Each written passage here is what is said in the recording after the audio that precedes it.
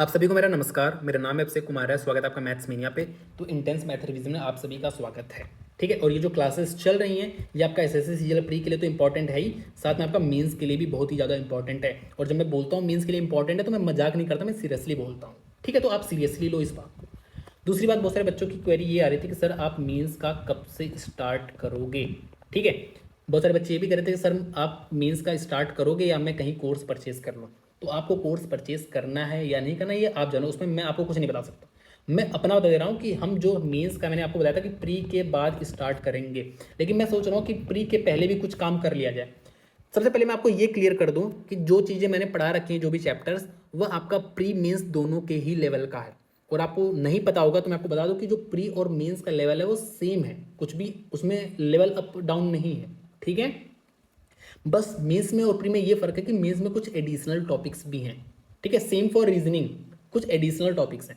जैसे अगर मैं बात करूँ मैथ्स की तो कुछ एडिशनल टॉपिक्स क्या हैं, प्रोबेबिलिटी है, आपका आपका स्टैट्स है, आपका पॉलिनोमियल है, और कोऑर्डिनेट ज्योमेट्री भी आ रहा था, अब तो प्री में भी आने लगा है, लेकिन वो भी आपका मेंस का ही था अब तक। ठीक है, साथ में आपको ये बात समझनी है कि कंपाउंड इंटरेस्ट भी ना, मैं 2 साल से देख रहा हूँ, ये तीसरा साल हो गया, बहुत ही कम क्वेश्चन आते हैं प्री में, बहुत ही कम, रेयर। ठीक है, तो ये भी आप मेंस का टॉपिक मान के चलो, बाकी आप इसको प्री में ही कंसिडर करो, कोई वो नहीं है। तो ये टॉपिक्स मैं आपको करा दूंगा। मैं सोच रहा हूँ प्री खत्म होने से पहले मैं आपको ये टॉपिक्स करा दूं, जिससे जब हम इंटेंस मैथ रिवीजन 2.0 शुरू करें तो ये सारे टॉपिक्स आपके खत्म रहे और सारे बच्चे साथ में भी रहें। दूसरी बात आपको ये बता दे रहा हूँ मैं, जो मैं भूल चुका हूँ बताने वाला था, क्या बताने वाला था, हाँ, कि जो ये क्लासेस रहेंगे ना, मैं 150 प्लस मार्क्स वाले बच्चों को ही टारगेट करूंगा। मतलब ये नहीं कि टारगेट करूंगा, मतलब जिनकी मैथ बेसिक मुझे ना बताना पड़े, मैं इस लेवल के क्वेश्चंस कराऊंगा, थोड़े हार्ड क्वेश्चन, अच्छे क्वेश्चंस कराऊंगा। बाकी जो आपके मल्टीपल टाइम आते रहते हैं उनको भी मैं रिवाइज कराता चलूंगा, जैसे आपने देखा था कि हमने इंटेंस मैथ रिवीजन में किया था। ठीक है, तो इस तरीके से मैं आपको बताने वाला हूँ। ठीक है, बाकी शुरू करते हैं बिना किसी टाइम को वेस्ट किए। तो सबसे पहले हम कुछ रिजल्ट्स देखेंगे। तो यहाँ पे आपको दिख रहा है कि 2 सेकेंड आपके इंटरसेक्ट कर रहे हैं। यहाँ पे एक टेंजेंट 1 सेकेंड आपका इंटरसेक्ट कर रहा है और यहाँ पे 2 कॉर्ड आपके इंटरसेक्ट कर रहे हैं इंटरनली। ठीक है, तो अब आपको एक चीज़ समझनी है कि ये जिस पॉइंट पे इंटरसेक्ट कर रहे हैं आपको वहाँ पे पहुँच जाना है। जैसे ये यहाँ पे इंटरसेक्ट कर रहे हैं, यहाँ पे इंटरसेक्ट कर रहे हैं और यहाँ पे इंटरसेक्ट कर रहे हैं। अब आपको उस पॉइंट से सरकमफ्रेंस तक जाना है। ठीक है, तो मैंने आपको याद करने का तरीका बताया था कि जैसे यहाँ से ये इंटू ये इक्वल्स टू ये इंटू ये होता है। तो मैं एक बार यहाँ से इस सरकमफ्रेंस तक गया, एक बार यहाँ से इस सरकमफ्रेंस तक गया, तो आपका A B into A C equals to A D into A E हो जाएगा। ऐसे ही यहाँ पे तो आपका एक ही बार है तो आप 2 बार जाओगे, तो u v into u v आपका यू वी स्क्वायर हो जाएगा। एक बार आप यहाँ से यहाँ तक जाओगे, एक बार आप यहाँ से यहाँ तक जाओगे, तो आपका u x into u y हो जाएगा। ऐसे देखो, आप यहाँ से सरकमफ्रेंस पे आओगे, एक बार यहाँ से यहाँ जाओगे, एक बार यहाँ से यहाँ जाओगे, तो आपका e b into e d equals to, एक बार यहाँ से यहाँ जाओ, एक बार यहाँ से यहाँ जाओ, तो आपका ई ए इंटू ई सी हो जाएगा। तो आपको ये तीनों रिजल्ट्स याद होने चाहिए। अच्छा, ये जो दिख रहा है, अगर यहाँ पे एक्स वाई जो दिख रहा है आपको, अगर डायमीटर होता तब, जैसे मान लेता हूँ ये आपका एक सर्कल है ना, ये डायमीटर है, ये आपका डायमीटर है, ये आपका जो है ना डायमीटर है, मान लेता हूँ ए बी डायमीटर। ठीक है, एक टेंजेंट है यहाँ पे, एक टेंजेंट है, ये इस पॉइंट से मैंने यहाँ पे बी को ज्वाइन कर दिया इसको। ठीक है, और मैंने आपसे कह दिया, एक सेकेंड रुक जाओ, ये एक सेकेंड रुक जाओ भाई, मैंने आपको कह दिया कि ये वाला जो एंगल है ना, ये 25 डिग्री है मान लो। तो आपको ये वाला एंगल बताना है। आप कैसे बताओगे, आप इस सेंटर को इससे ज्वाइन कर दो। ठीक है, तो आपको पता है ये तो 90 डिग्री है, क्योंकि भाई ये टेंजेंट है ना, तो ये 90 डिग्री है, और आपको पता है ये इसके बराबर है, तो ये आपका 25 डिग्री हो गया। तो आप अब एक बड़ा वाला ट्रायंगल देखो, ये बड़ा वाला ट्रायंगल अगर आप देखो तो आपको दिख रहा है ये 25 25 50 और ये 90, आपका कितना हो गया, आपका 140 हो गया। तो आपका सॉरी, हाँ, तो ये आपका 40 डिग्री हो जाएगा। ठीक है, अरे तीनों ट्रायंगल का तीनों एंगल का, ट्रायंगल के तीनों एंगल का सम क्या हो जाएगा, 180, तो 25 25 50 90 आपका 140, तो आपका ये भी 40 हो जाएगा। ठीक है, तो ये भी आपको पता होना चाहिए। आ जाओ नेक्स्ट पे, कुछ और रिजल्ट्स देखते हैं। मैंने आपको बताया था कि 2 सर्कल हैं, ये आपके सर्कल इक्वल भी हो सकते हैं, अनइक्वल भी हो सकते हैं, उससे फर्क नहीं पड़ता। मतलब जैसे मैं आपको ये ड्रॉ कर दूं, ये एक सर्कल है, एक ये सर्कल है, दोनों टच कर रहे हैं इस पॉइंट पे, एक टेंजेंट है, टेंजेंट है, ये टेंजेंट आपका इस पॉइंट पे टच कर रहे हैं ना, एक देखो आपका ये टच कर रहा है, तो ये जो ट्रायंगल बनेगा ना, ये जो एंगल है ये हमेशा 90 डिग्री होगा। मतलब ये वाला जो एंगल है ये हमेशा 90 डिग्री होगा। जब ये 90 है तो मतलब अल्फा प्लस बीटा का सम जो होगा वो 90 हो जाएगा, क्योंकि भाई तीनों एंगल का सम इस ट्रायंगल के 180 होता है। तो मतलब अल्फा प्लस बीटा की वैल्यू आपकी क्या हो जाएगी 90। तो अगर मैं बोल दूँ ये आपका 36 डिग्री है तो आपका ये कितना हो जाएगा, आपका ये 54 डिग्री हो जाएगा। तो आपको ये रिजल्ट भी याद होना चाहिए। मैंने आपको बताया था जैसे ये वाला जो एंगल है, ठीक है, मतलब यहाँ पे ये टेंजेंट है, इस पॉइंट पे टच कर रहा है, यहाँ से मैंने एक ट्रायंगल बना दिया, ठीक है, आपको दिख रहा है ट्रायंगल। तो ये वाला जो एंगल होगा वह इस वाले एंगल के बराबर होगा, ठीक है। मैं आपको ब्लू पेन से दिखाऊं, ये वाला जो एंगल है ये इसके बराबर होगा। मतलब जो आपका ये मान लेता हूँ एक्स है, तो जो आपका एक्स ए सी है ना, ये आपका किसके बराबर होगा, ये आपका एंगल सी बी ए के बराबर होगा।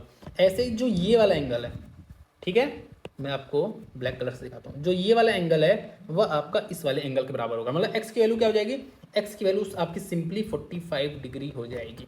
आ जाओ नेक्स्ट पे, कुछ और रिजल्ट देखते हैं। अगर ये डी ई पैरेलल है ए सी के, अगर डी ई पैरेलल है ए सी के, तो b d upon b a equals to b e upon b c होता है। B d upon b a equals to b e upon b c होता है, ठीक है। यहाँ पे देखो, यहाँ पे आपको कह दिया ये एक ट्रेंगल दिया है और ये आपका एंगल बाइसेक्टर है, मतलब ये जो वाला एंगल है वह इसके बराबर है। तो इस केस में आपका a upon b equals to b upon d होता है। a upon b to c upon d, sorry c upon d. या आप ये भी कह सकते हो कि a upon c equals to b upon d हो जाएगा, कुछ भी कह सकते हो। या आपको वाइस वर्सा भी दे सकता है कि अगर ये है, ठीक है, तो आपका ये एंगल बाइसेक्टर होगा। मतलब समझे कि मतलब आपको दोनों तरीके से दे सकता है। आपको ये कह सकता है कि भैया एक बात बता दो मुझे, अगर ये एंगल बाइसेक्टर है तो ए बी सी डी में रिलेशन बता दो। तो आप क्या बताओगे, आप A by B equal to C by D बताओगे, या आप A by C equal to B by D कुछ भी बोल सकते हो, ठीक है। लेकिन आपको वाइस वर्सा भी दे सकता है। आपको कह सकता है कि मुझे ये दिया है, चलो ये दिया है या ये दिया है, ठीक है, और ये दिया है तो आपको पता होना चाहिए अगर मुझे ये दिया है तो ये एंगल बाइसेक्टर हो जाएगा। मतलब आपसे उल्टा भी पूछ सकता है। ये आपको ऐसे भी कह सकता है भाई, अगर इसको मल्टीप्लाई कर दो कि a d equals to c b है, अगर कोई ट्रेंगल है, आपको ये ऐसे दे दिया साइड वगैरह फिगर बना के, इस फिगर में दे दिया कि a d equals to c p है, तो ये अल्फा और बीटा में आप रिलेशन बता दो, तो आप बता दोगे ये अल्फा इक्वल टू बीटा हो जाएगा। या आपको कह देगा कि ये 40 डिग्री है, आप मुझे बता दो अल्फा की वैल्यू क्या हो जाएगी, तो अल्फा की भी वैल्यू 40 डिग्री हो जाएगी, ठीक है। आ जाओ नेक्स्ट पे। अब यहाँ पे देखो हमें दिया है एक ट्रेंगल, ठीक है, ये है एल्टीट्यूड, ये है आपका एल्टीट्यूड, ठीक है, और ये जो दिया है ना ये आपका एंगल बाइसेक्टर दिया है, आपका ये एंगल बाइसेक्टर है, ठीक है। तो आपसे थीटा की वैल्यू पूछेगा, आपको यहाँ पे इन दोनों की वैल्यू दिया रहेगा। मतलब यहाँ पे आपको मतलब ये दे देगा कि ये मान लो आपका 60 डिग्री है, ये आपका दे देगा कि ये भैया 20 डिग्री है। तो आप मुझे यहाँ पे थीटा की वैल्यू बता दो। तो आपको पता होना चाहिए, पहले तो आप एक बार फिर से सुनो, मैं आपको फिर से बता रहा हूँ, ये एंगल बाइसेक्टर है, ये जो है ना एंगल बाइसेक्टर है, ठीक है। तो जो थीटा की वैल्यू हो जाएगी वो सिंपली इन दोनों का डिफरेंस का हाफ हो जाएगा। तो यहाँ पे अगर मैं इन दोनों का डिफरेंस देखूँ तो 40 से इसका हाफ हो जाएगा, मतलब इसकी वैल्यू आपकी 20 डिग्री हो जाएगी। तो आपको एक बात और दिखना चाहिए कि ये आपका क्या है, एंगल बाइसेक्टर है। एंगल बाइसेक्टर है ना, तो मतलब ये आपका इन सेंटर से पास कर रहा होगा। इन सेंटर पता है ना क्या होता है, इन सेंटर क्या होता है, इन सेंटर एंगल बाइसेक्टर जहाँ पे मिलते हैं, एंगल बाइसेक्टर ये वाला पॉइंट इन सेंटर होता है। मतलब जो एंगल बाइसेक्टर होगा आपका इन सेंटर से तो पास ही करेगा, तो ये आपका इन सेंटर से पास कर रहा है। लेकिन अगर मैं यहीं पे आपसे बोल दूं कि भैया ये आपका एक है ट्रेंगल, ये कुछ एंगल दिया है, ये कुछ एंगल दिया है, ये अल्फा दिया है, ये बीटा दिया है, ठीक है, ये आपका एल्टीट्यूड है, मान लो ये आपका एल्टीट्यूड है, और यहाँ पे आपका इन सेंटर से पास कर रहा था। अगर मैं बोल दूं यहाँ पे ये जो है आपका सरकम सेंटर से पास कर रहा है, ये जो आपकी लाइन है सरकम सेंटर से पास कर रही है, सरकम सेंटर से पास कर रही है, ये आपका है थीटा। तो आप थीटा की वैल्यू बता दो। तो सिंपल यहाँ पे थीटा की वैल्यू आपकी क्या हो जाएगी, अल्फा माइनस बीटा, मतलब जो भी बड़ी वैल्यू रहेगी अल्फा माइनस बीटा हो जाएगा। मेरी बात आपको समझ में आई कि नहीं। अगर इन सेंटर से पास कर रहा है तो इन दोनों का डिफरेंस का हाफ हो जाएगा, अगर आपका सरकम सेंटर से पास कर रहा है तो इन दोनों का डिफरेंस हो जाएगा सिर्फ, ठीक है। आ जाओ नेक्स्ट पे। नेक्स्ट क्वेश्चन काफी अच्छा है। क्या कह रहा है कि LCM of first 60 natural number is x. मतलब जो आपका 1 से 60 नंबर है ना, इसका जो एलसीएम है वो आपका एक्स है। आपको फर्स्ट 65 नेचुरल नंबर का एलसीएम बताना है, मतलब आपको इसको भी इंक्लूड करना है, इस अब आपको एलसीएम बताना है। आपको पता है यहाँ से यहाँ तक का जो एलसीएम है एक्स है। अब आपको क्या करना है, सिंपल आप जैसे 61 देखोगे तो आप देखोगे 61 जो है इसमें आ रहा है कि नहीं, मतलब जैसे x जो हमने लिखा है एलसीएम उसमें इंक्लूडेड है कि नहीं, 62 इंक्लूडेड है कि नहीं, 63 इंक्लूडेड है कि नहीं। अगर मान लो जो चीज़ इंक्लूड नहीं होगी उसको हम लिख देंगे। जैसे अगर मैं आपको बताऊं, जैसे मान लो जैसे मैंने 2 और 4 का एलसीएम लिखा तो इसका एलसीएम आपका आएगा 4। अगर मुझे यहाँ पे 6 को इंक्लूड करना है, 6 को मुझे इंक्लूड करना है, मुझे बताना है भाई 2 4 6 का एलसीएम बता दो, तो आप 6 को तोड़ोगे 2 इंटू 3 में, ये तो टूटेगा। अब आपको दिख रहा है 2 ऑलरेडी इंक्लूडेड है इसमें, भाई 4 में तो 2 आता है, 3 नहीं आता, तो आप यहाँ पे एक्स्ट्रा 3 लिख दोगे तो आपको पता है 2 4 6 का एलसीएम हो जाएगा ये। इतनी बात तो आपको पता होनी चाहिए, मैं उम्मीद करता हूँ आपको इतनी बात पता होगी। तो यहाँ पे मैं देखूंगा कि ये जो है ना ये इसमें है ऑलरेडी कि नहीं। अगर ऑलरेडी है तो नहीं लिखूंगा, जो चीज़ नहीं है उसी को सिर्फ लिखूंगा। तो क्या इसमें 61 है, भाई 61 प्राइम नंबर है तो 61 इसमें कहीं पे भी नहीं आएगा, तो आपको यहाँ पे 61 लिखना पड़ेगा। ठीक है, क्या 62 है, 62 आपका क्या होता है 31 इंटू 2 ही तो होता है, तो आपका 31 भी आ रहा है, आपका यहाँ पे 2 भी आ रहा है, तो मतलब यहाँ पे ये ऑलरेडी इंक्लूडेड है एक्स में।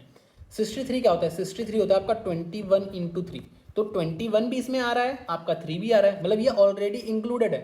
64 क्या होता है, 64 आपका 16 चौक 64 मान लो चलो होता है, तो 16 भी आ रहा है इसमें, आपका 4 भी आ रहा है, मतलब ये भी ऑलरेडी इंक्लूडेड है। 65 क्या है, 65 आपका 13 इंटू 5 है, तो इसमें आपका 13 भी है, आपका 5 भी है, तो मतलब जो आपका एलसीएम 61 नहीं था बाकी सब कुछ था, तो आपका जो एलसीएम हो जाएगा वह 61x हो जाएगा कि नहीं।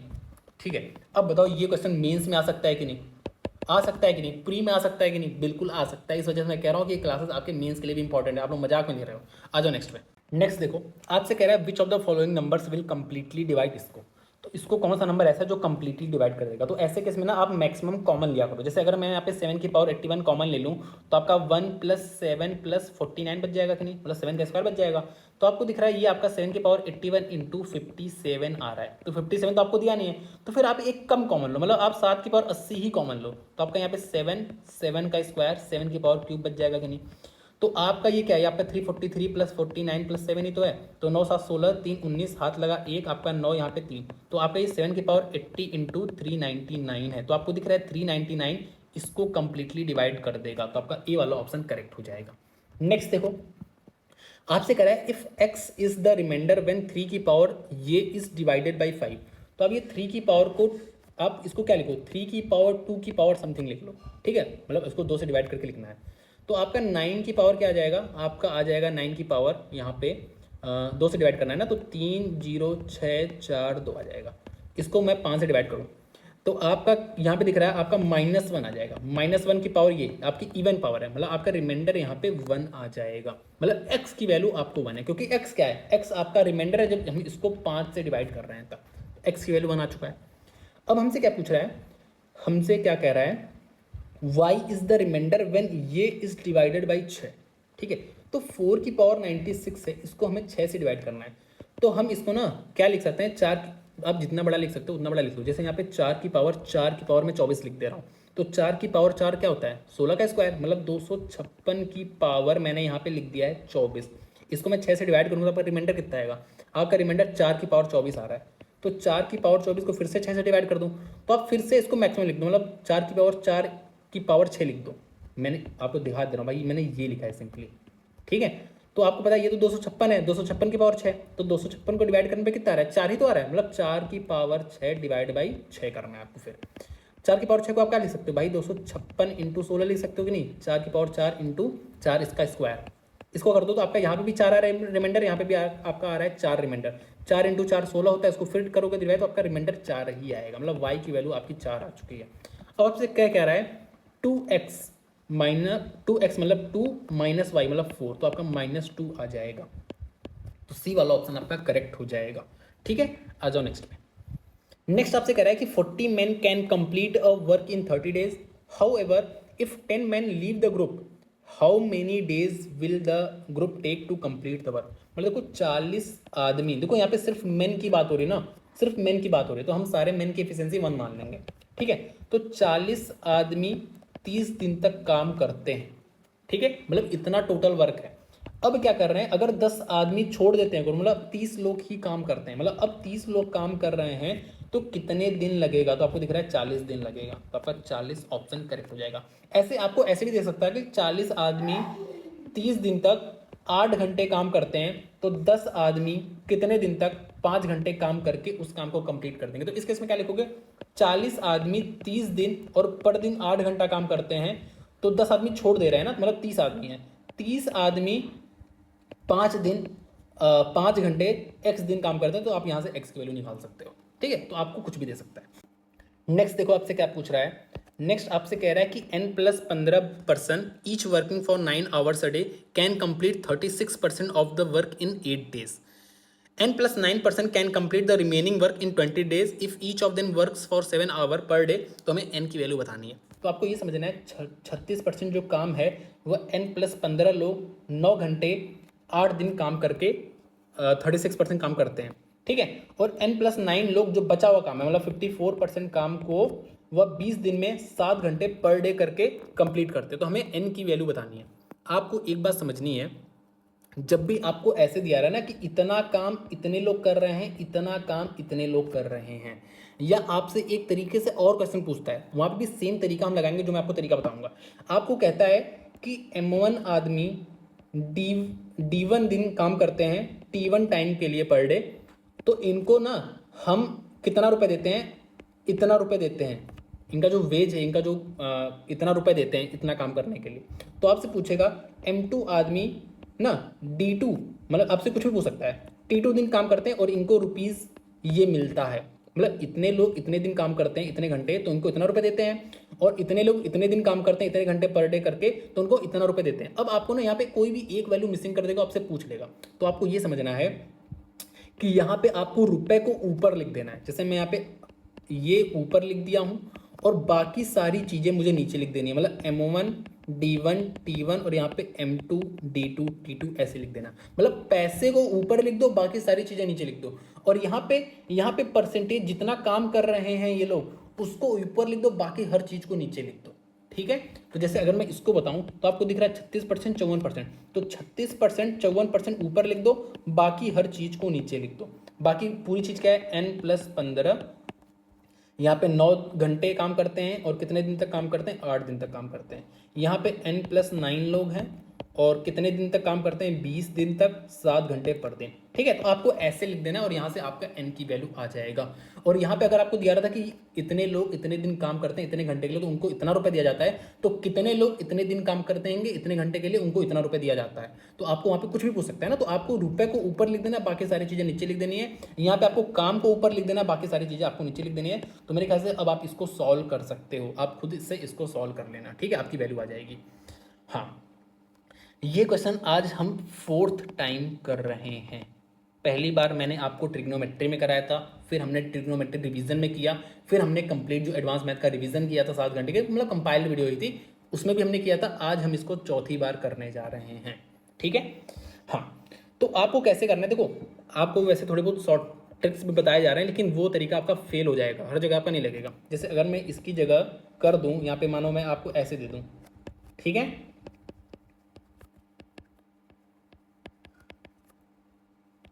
इसकी वैल्यू बता दो, तो इस वजह से मैं आपको बेसिक ही बताऊंगा। उसमें भी आपको देखो 1-2 क्वेश्चन में तो आपको थोड़ा सा समय देना पड़ेगा, मतलब आपको 40-50 सेकेंड 1 मिनट देना पड़ता है। ठीक है, और ये क्वेश्चन आपके हमेशा नहीं आते हैं जो मैं आपको यहाँ पे कोई पर्टिकुलर फार्मूला आपको याद कराऊँ, समझ रहे हो। मैं फार्मूला वहीं पे याद कराता हूँ जो क्वेश्चन आपके मल्टीपल टाइम रिपीट होते हैं, अदरवाइज मैं आपको फर्जी कोई फार्मूला याद नहीं कराता हूँ। ठीक है, तो कैसे करेंगे, आपको इस 2 को इधर भेज दो, बाकी सबको उधर रहने दो, x-2, और इसको थोड़ा सा मैं अच्छे से लिख लेता हूँ। मैं इसको पहले लिखता हूँ -2 की पावर 1/3। अब आपको दिख रहा है यहाँ पे क्यूब किया, तो आपको क्यूब ही करना है, तो क्यूब कर दो दोनों साइड।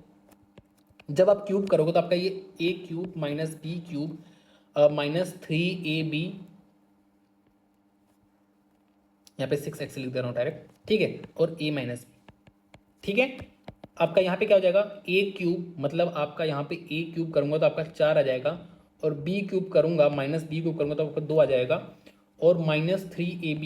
तो आपका दिख रहा है, आप जब 3 लिखोगे और ab लिखोगे ना, तो आपका ये देखो पावर 2/3 और 1/3 ऐड हो जाएगा, जो कि 1 बन जाएगा। तो सिंपल आपका 2 ही बचेगा, क्योंकि 2 की पावर 1 ही होता है। ठीक है, और बाकी आपका ये a - b, आपको इसको ऐसे ही लिख दो। ठीक है, अब आपको दिख रहा है ये क्या है, ये आपका सिंपल x - 2 ही तो है भाई, ये x - 2 ही तो ये है। ठीक है, तो आपको यहाँ पे सिंपल x माइनस 2 लिख देना है। ठीक है, तो अब आप देख लो, अब आपसे पूछ क्या रहा है, एक्स क्यूब माइनस 6 है, इसको आप एक तरफ कर लो तो आपको एक्स क्यूब दिख रहा है, माइनस आपको यहाँ पे 6x स्क्वायर दिख रहा है, और आपको यहाँ पे 18x है, तो आपको दिख रहा है यहाँ पे 6 दूनी 12x माइनस 12x, और ये जो 6x इधर आ जाएगा, ये आपको देखो प्लस 12x है ना, ये माइनस माइनस प्लस 12x है, और ये माइनस 6x इधर आके प्लस आपका 6x हो जाएगा, मतलब आपका टोटल 18x हो जाएगा, मतलब प्लस 18x। बाकी सब आप उधर भेज दो, तो यहाँ पे आपका जो टर्म आ रहा है ये 8 ही आ रहा है, तो आप उधर भेजोगे तो आपका प्लस 8 हो जाएगा। ठीक है, प्लस प्लस आपका अब क्या दिख रहा है, यहाँ पे आपका 2 दिख रहा है यहाँ पे, और यहाँ पे अब आपका क्या दिख रहा है, ये वाला टर्म दिख रहा है, तो आपका माइनस माइनस प्लस ही हो जाएगा, तो आपका क्या जाएगा, 3 दूनी 6 दूनी 12, तो आपको यहाँ पे दिख रहा है आपका 22 आ जा रहा है। ठीक है, तो आपका 22 आ जा रहा है इसका आंसर करेक्ट।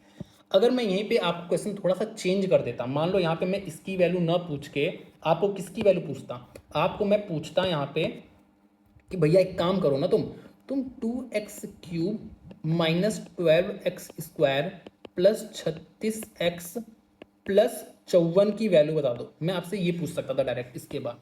तो आपको पता है यहाँ से आप 2 कॉमन ले लो, तो आपको पता है x³ minus 6x square plus 18x, और यहाँ पे प्लस 54 इसको अलग से लिख दो, तो इसकी वैल्यू क्या है, इसकी वैल्यू है आपकी 22, 22 दूना हो जाएगा 44, 44 प्लस 54 आपका हो जाएगा 98। तो आपसे कहीं पे भी ट्विस्ट कर सकता है, तो इस वजह से प्रिपेयर रहो हर चीज़ के लिए। नेक्स्ट देखो, नेक्स्ट आपसे कह रहा है कि यहाँ पे k की क्या वैल्यू हो कि ये लाइन पैरेलल है। सबसे पहले आपको ये समझना है, कम से मैंने IMR में मैंने कम से कम 7 से 8 बार आपको ये याद कराया होगा कि जैसे अगर 2 लाइन की इक्वेशन दिया हो, ठीक है, इसकी लाइन की इक्वेशन है a1x plus b1y plus c1 equals to 0, इसकी इक्वेशन है a2x plus b2y plus c2 equals to 0। तो if a1 upon a2 not equals to b1 upon b2 है, तो ये आपका क्या हो जाएगा, ये आपका इंटरसेक्टिंग लाइन हो जाएगा, इंटरसेक्टिंग लाइन हो जाएगा, मतलब जो आपकी लाइंस है ना वो इंटरसेक्ट कर रहे हैं, मतलब यहाँ पे इंटरसेक्ट करेंगी, तो भाई यहाँ पे जब इंटरसेक्ट कर रहे हैं मतलब इन दोनों का एक सोल्यूशन होगा, तो यहाँ पे यूनिक सोल्यूशन होगा, यूनिक सोल्यूशन। और आपसे पूछ ले बच्चों भाई ये बता दो सोल्यूशन तो है, लेकिन वो सोल्यूशन है क्या, मतलब आप कह रहे हो कि एक सोल्यूशन तो आएगा, इसका एक ही सोल्यूशन आएगा, तो वो सोल्यूशन क्या है। तो जैसे आपको मान लो 2 इक्वेशन दिया है, 2x plus y equal to 5 दिया है और x plus y equal to मान लो 3 दिया है।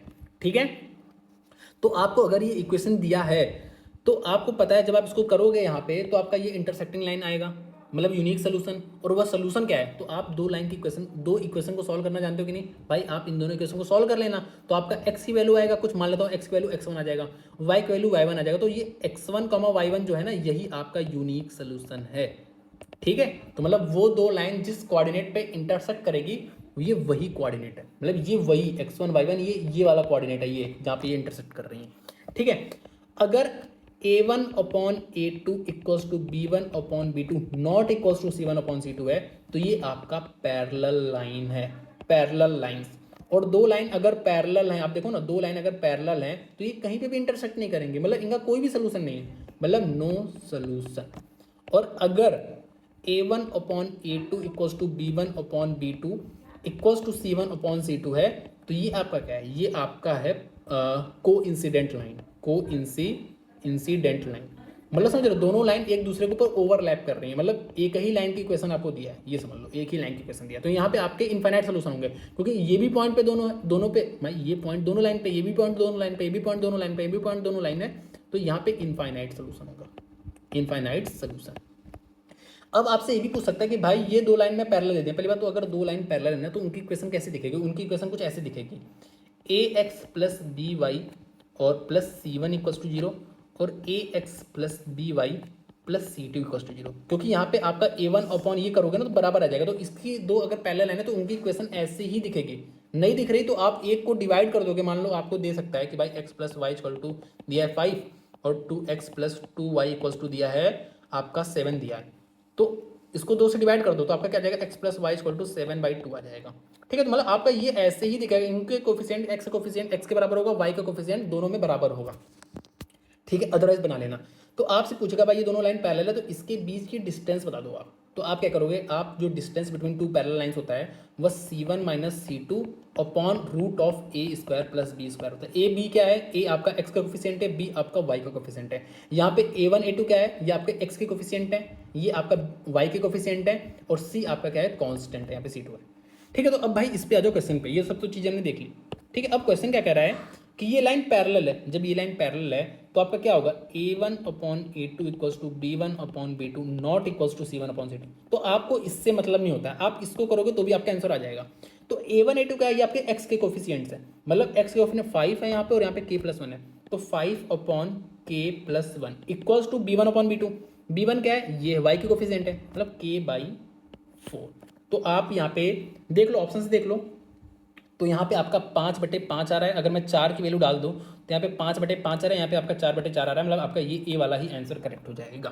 ठीक है, के की वैल्यू यहाँ पे 4 आ जाएगी। आ जाओ आगे बढ़ते हैं। नेक्स्ट, मैंने आपको कल कुछ बातें रिवाइज की थी, मैं आपको आज भी रिवाइज करा दे रहा हूँ कि जैसे अगर sign A plus cos A की वैल्यू एक्स दी, आपसे sign A minus cos A की वैल्यू बताना हो तो आपको सिंपल इसको मान लेना है, इसको मान लो आप m मान लो। अब आपको स्क्वायर एंड ऐड कर देना, स्क्वायर एंड ऐड कर देना, आपका आंसर आ जाएगा।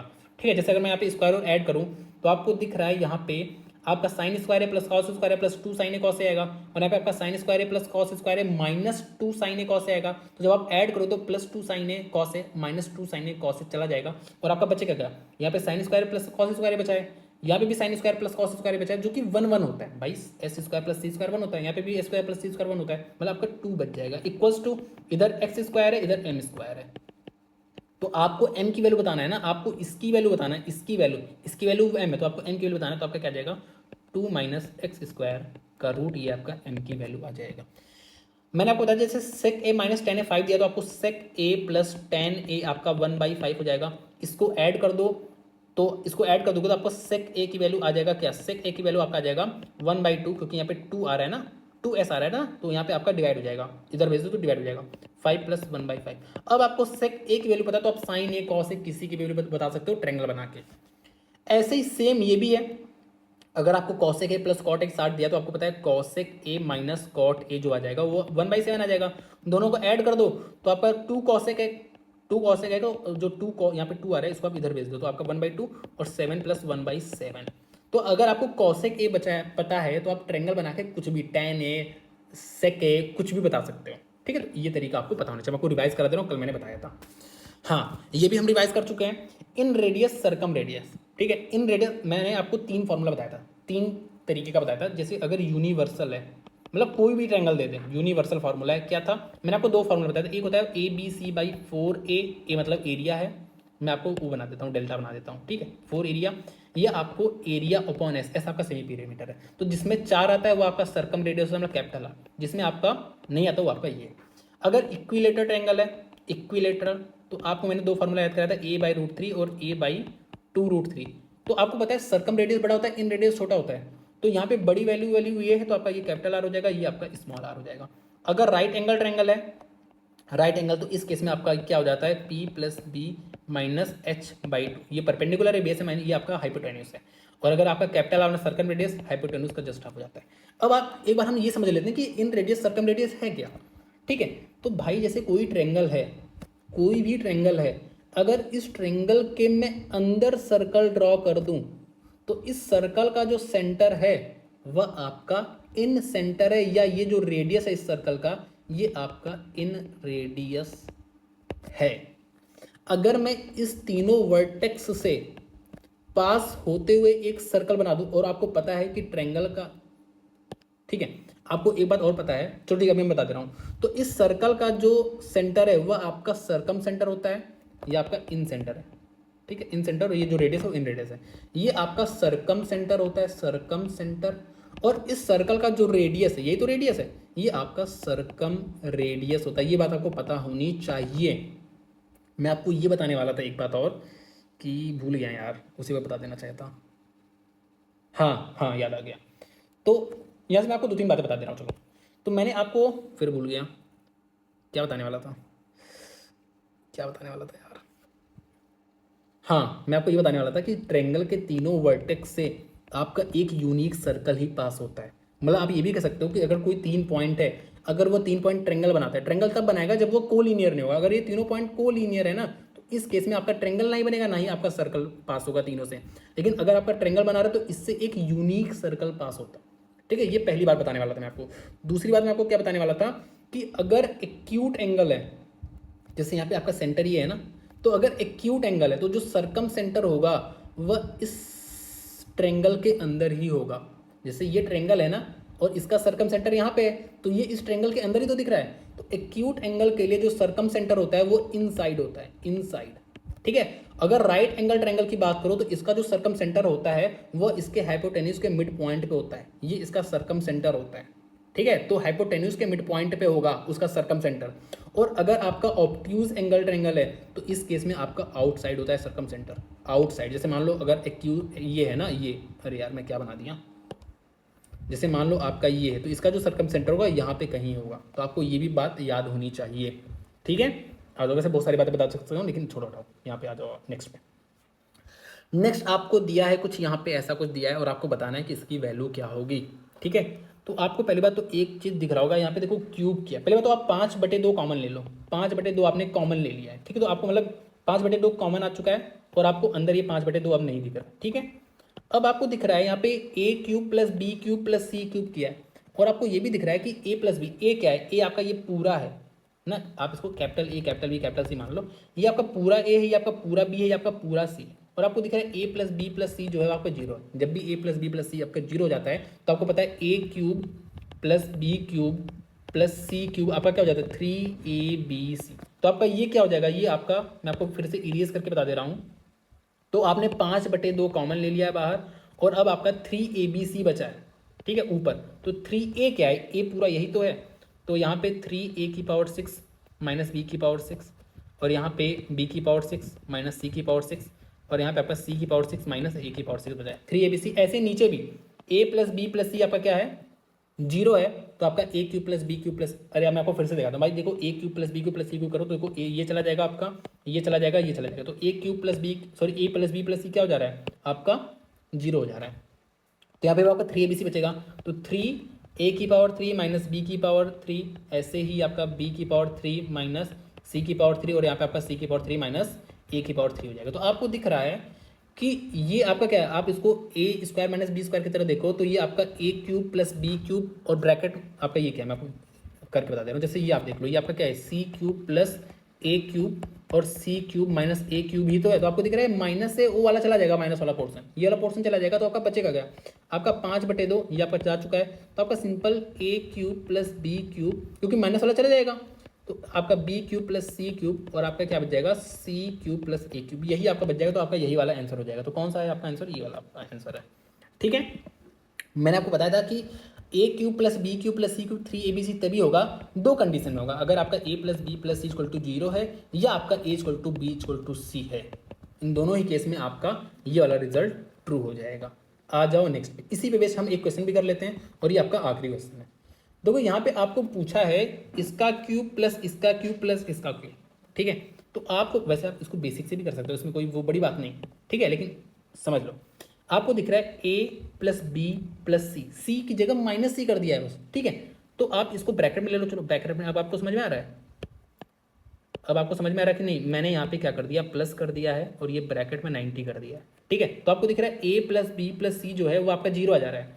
अरे एक सेकंड जाओ, 70 + 20 - 90 0 ही तो होता है। तो जब a + b + c 0 हो गया तो a³ + b³ + c³ क्या हो जाएगा 3abc। तो आपका a क्या है 70 है, b आपका ये है, c आपका -90 है। तो माइनस में आंसर आएगा, तो माइनस में आंसर ये है, साथ में आपका यूनिट डिजिट देख लो सिर्फ। ठीक है, तो आपका 7 × 21, 21 और 9 दूना 18 मतलब 8 आएगा। तो आपका ये वाला आंसर करेक्ट हो जाएगा। ठीक है, तो आज के लिए इतना रखते हैं। Thank you so much.